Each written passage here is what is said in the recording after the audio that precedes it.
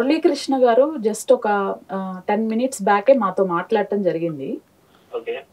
మీరు వాళ్ళ అమ్మాయిని కంప్లీట్ గా ట్రాప్ చేసి మ్యారేజ్ చేసుకున్నారు అనే విషయం ఆయన పదే పదే చెప్పడం జరుగుతుంది. అసలు ఏంటండి, ఏం జరిగింది, అసలు వాస్తవం ఏంటి అనేది మీ సైడ్ నుంచి కూడా ఒక వినాలని ఒక ప్రయత్నం చేస్తున్నాం. కాదండి, మీకు అసలు ఆ పాపకి ఏ ఏజ్ ఉన్నప్పుడు, తనకి ఎంత ఏజ్ ఉన్నప్పుడు మీ ఇద్దరు లవ్ చేసుకోవటం స్టార్ట్ చేశారు? ఆమె ఇష్టపడింది నాకు చెప్పలే. ఓకే. కానీ నాకు తెలిసింది మాత్రం 1 year బ్యాక్. నేను ఆ పాప వెనకాల తిరిగింది 5 years అవుతుంది తిరగబట్టి. 2019 నుండి తిరుగుతున్నా. హరీష్ గారు, నా పేరు కృష్ణకుమార్ అండి. చెప్పండి. నేను కొంచెం మాట్లాడదాం అనుకుంటున్నాను మీతో. వీడియో తర్వాత చూస్తాను నేను ఖచ్చితంగా. అయితే మీరేం చదువుకున్నారండి? నేను ఇప్పుడు MBA first year. MBA first year. ఎక్కడ చేస్తున్నారు? కరీంనగర్లో. మీరు ఏదో పార్ట్ టైం జాబ్ చేస్తున్నారని తెలిసింది మాకు. పార్ట్ టైం కాదండి, ఫుల్ టైమే. నేను ఓన్లీ ఎగ్జామ్స్ వచ్చి రాసి వెళ్తా అంతే. జాబ్ ఎక్కడ చేస్తున్నారు మీరు? హైదరాబాద్ లో. జీతం ఎంత అండి మీకు? జీతం ఎంత? నేను రీసెంట్ గానే జాయిన్ అయినా జాబ్ లో. Starting 20,000 salary. ఓకే. ఇప్పుడు ఈ పాప మీకు అంటే తన పేరేంటండి? అనుష్ణ. అనుష్ణ కదా. అనుష్ణ మీకు ఎక్కడ పరిచయం? ఇంటి దగ్గర అండి. అంటే మీరు వాళ్ళు ఒక చోటే ఉంటారా? ఒక్క చోటని కాదు, అంటే ఒకటే ఏరియాలో ఉంటారు.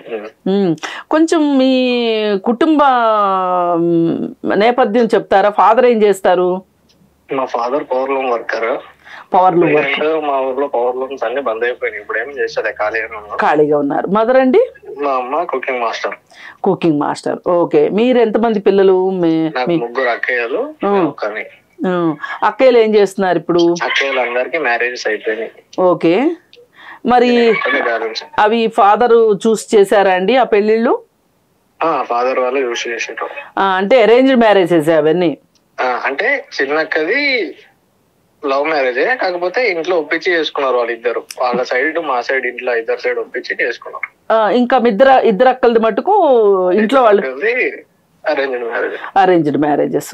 ఇప్పుడు మీరు ఈ అనుష్ణని మ్యారేజ్ చేసుకున్నారు కదా, ఈమెతో పరిచయం ఎలా జరిగింది ఏమన్నా చెప్పగలరా? పరిచయం అంటే ఏం లేదండి, ఏముంది నార్మల్ గా చూసినా. ఎక్కడ కనిపించారు మీకు ఆవిడ?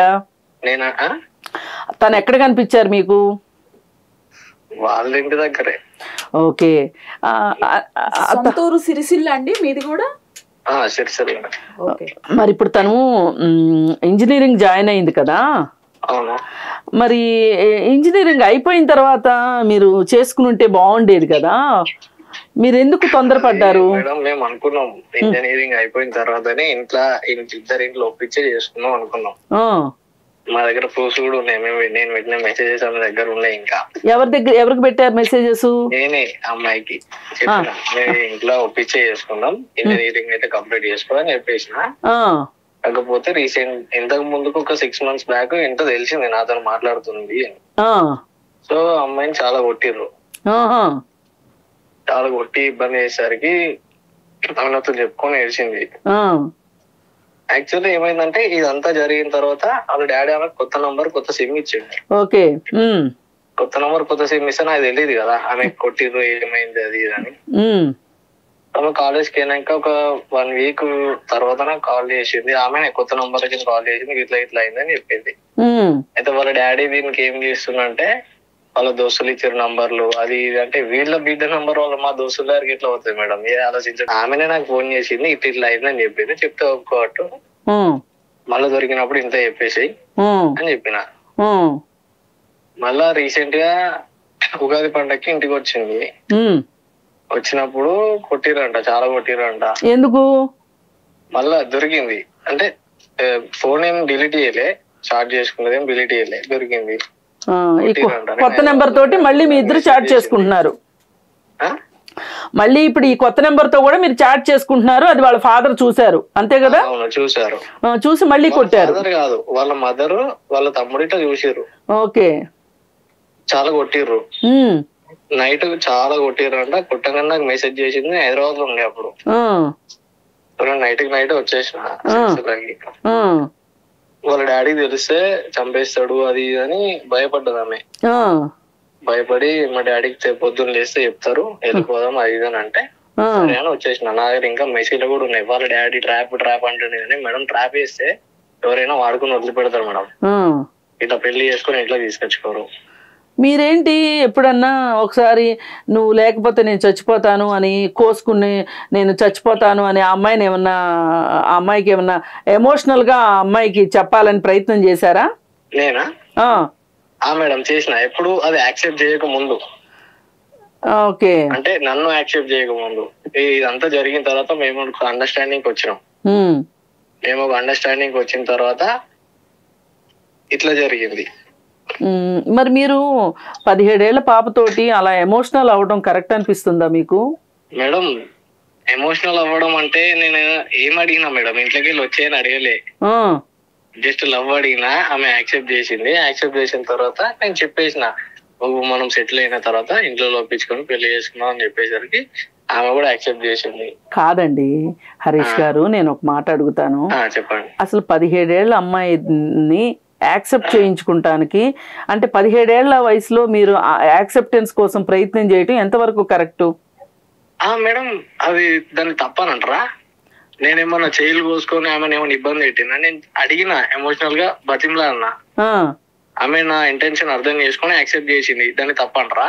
కాదు మీరు చేయి కోసుకుంటానని బెదిరించారంట కదా? నేను బెదిరించిన మేడం. ప్రూఫ్ చూపెట్టమనండి నాకు. కాదమ్మా హరీష్, నేను ఒకటి అడుగుతాను. ఇప్పుడు ఇంత అమ్మాయి వయసు 16 ఏళ్ళు 17 ఏళ్ళు అన్నప్పుడు ఏ తల్లిదండ్రులైనా ప్రేమను ఒప్పుకుంటారా? ఇప్పుడు మీ మీ ఓన్ సిస్టరే ఇట్లా చేస్తే మీ పేరెంట్స్ అయితే ఒప్పుకునేవాళ్ళ? ఏది 16-17 ఏళ్ల వయసులో మాట్లాడేటోళ్ళు అబ్బాయి ఎటువంటి అని ఎంక్వైరీ ఏది 16 ఏళ్ళప్పుడా? 16 ఏళ్ళు కాదు, ఇప్పుడు ఆమె 18 సంవత్సరాలు మేడం. ఇప్పుడమ్మా మరి ఎంక్వైరీ చేయరా? లేదమ్మా, నేను ఇప్పుడు గురించి కాదు మాట్లాడేది హరీష్, అంతకు ముందు సంగతి అడుగుతున్నాను నేను. అదే మేడం, అంతకు ముందుకు ఇంట్లో తెలియలే కదా. 6 months బ్యాకే తెలిసింది ఇంట్లో.